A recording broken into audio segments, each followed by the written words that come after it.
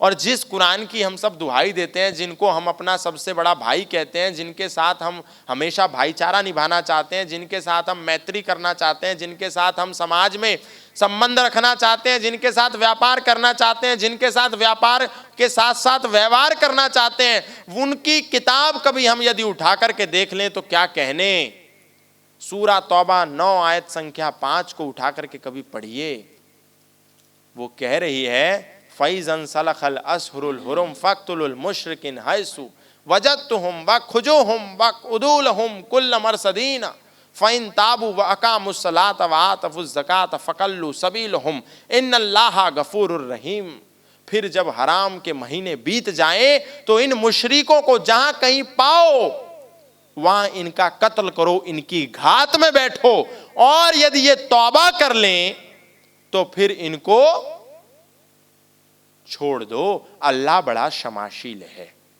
अब बताइए, जो अल्लाह ताला को ना माने, जो इस्लाम को ना माने, जो कुरान को ना माने, जो मोहम्मद साहब को ना माने, वो मूर्ति की पूजा करने वाला मुशरिक नापाक है, उसका कत्ल कर दो जहां कहीं पाओ। ये यदि कुरान कह रही है तो क्या वो हमारे भाई हो सकते हैं? लेकिन क्योंकि हम नहीं पढ़ते इसीलिए हमें बहका दिया जाता है, हमको झूठे भाईचारे की चटनी को चटा दिया जाता है। हम यदि पढ़ें तो सही, वो कह रहे हैं कातिलुल लज़ीना ला युमिनूना बिल्लाहि वला बिल यौमिल आखिरी वला युहर्रिमूना मा हर्रमल्लाहु व रसूलुहु वला यदीनूना दीनल हक मिन्नल लज़ीना ऊतुल किताबा हत्ता युअतुल जिज़यत अन यदिव्हुम सागिरून। मैं आऊं और कोई हिंदी में बात कह करके चले जाऊं कि अरे ये तो बहुत गड़बड़ है, इनसे बचो, इनसे सावधान रहो, तो आप भी सोचोगे अरे ये तो कोई आया था।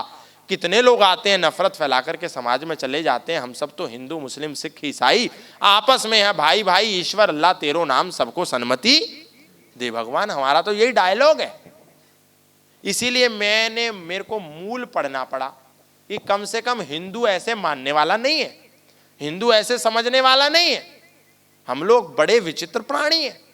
इसीलिए हमको मूल में बताना पड़ता है कि भाई हमने पढ़ा है इसीलिए हम आपको बता रहे हैं, और आपको यदि यकीन ना हो तो आप उठा करके पढ़ लो।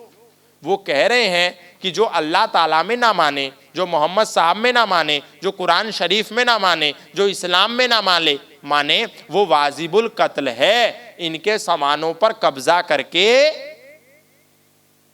इनकी हत्याएं करो, और यदि ये इस्लाम को स्वीकार कर लें तो फिर इनको छोड़ दो।